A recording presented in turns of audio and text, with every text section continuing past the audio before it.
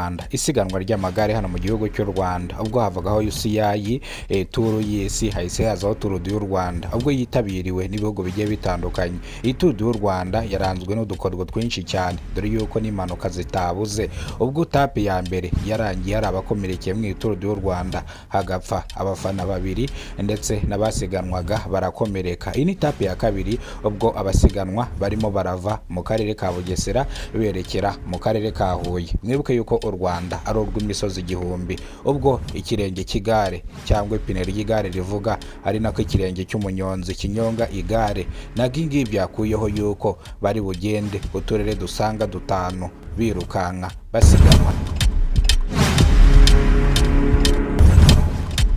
Muhawe ikaze muri turu du Rwanda, mu Rwanda rw'imisozi igihumbi, ubwo abasiganwa bagiye kuva mu karere ka Nyamata berekera mu karere ka Huye. Baraca mu mujyi wa Kigali, bace Kamonyi, bace Muhanga, bace Ruhango, bace Nyanza, babone kugira i Huye. Kuvuga izi saha nibwo abanyonzi bahagurutse mu karere ka Bugesera, nk'uko mubireba kuri kamera zanyu za Kidasamura TV Rwanda. Nk'uko mubibona rero, iri siganwa ry'amagare ryabaye etape ya mbere, ryabayemo udukoryo twinshi cyane, abakomeretse. Ubwo igice cya mbere cyangwa etape ya mbere yakomerekeyemo abasaga batanu, babiri barapfa mu bafana bitewe n'impanuka zabaye, ubwo abanyonzi banyongaga igare, ubwo ipine y'igare yagendaga itembera mu Rwanda rw'imisozi igihumbi, nibwo impanuka zaje kuba, bamwe barakomereka abandi bahasiga ubuzima. Bityo rero iyi ni etape ya kabiri tugiye kwinjiramo, ubwo abahaguruka bagiye guhagurukira hano mu karere ka Nyamata berekera Huye.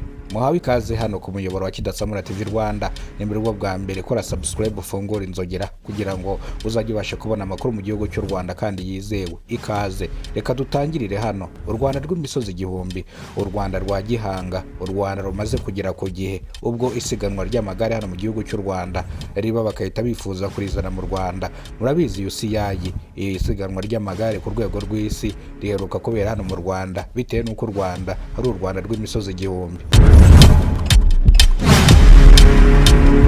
Baraca mu karere ka Kicukiro, baze guca mu karere ka Nyarugenge, baze guca mu karere ka Kamonyi, bongere baze guca hano mu karere ka Muhanga, bace mu karere ka Ruhango, bace mu karere ka Nyanza, babone kugera i Huye. Ubwo abari gusiganwa ku magare, ubu ngubu nibwo amagare ahagurutse, amagare aratangiye. Mureke dukurikirane etape ya kabiri ya turu du Rwanda, ubwo abanyonga ku magare bari kunyongera mu Rwanda rw'imisozi igihumbi, ubwo u Rwanda rumaze kugera kure, u Rwanda rwa gihanga, u Rwanda rw'imisozi igihumbi. Uko ipine y'igare yikaraga, ni nako amafaranga bari kwikaraga hano mu gihugu cy'u Rwanda. Abasiganwa ku magare, etape ya kabiri uno munsi, iyi etape ya kabiri ishobora kugenda neza, kubera ko kuva bahaguruka nta numwe urigera ukora impanuka. Ariko etape ya mbere abenshi bakoze impanuka, bamwe barakomereka, bamwe babiri mu bafana bitaba Imana.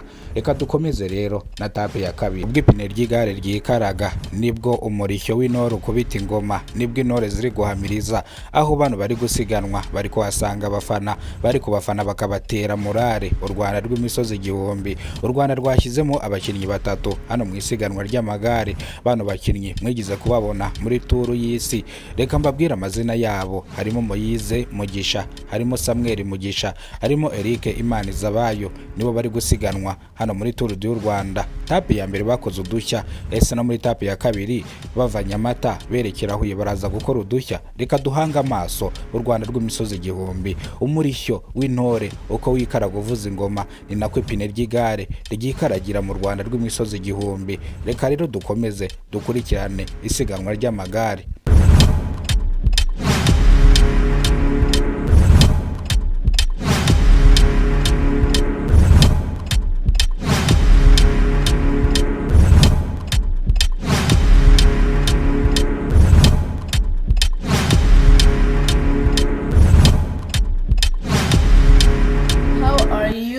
I would like to tell you that if you are new in this channel, Kidasamura Rwanda TV, subscribe, like, and I would like you to like and subscribe and do everything well.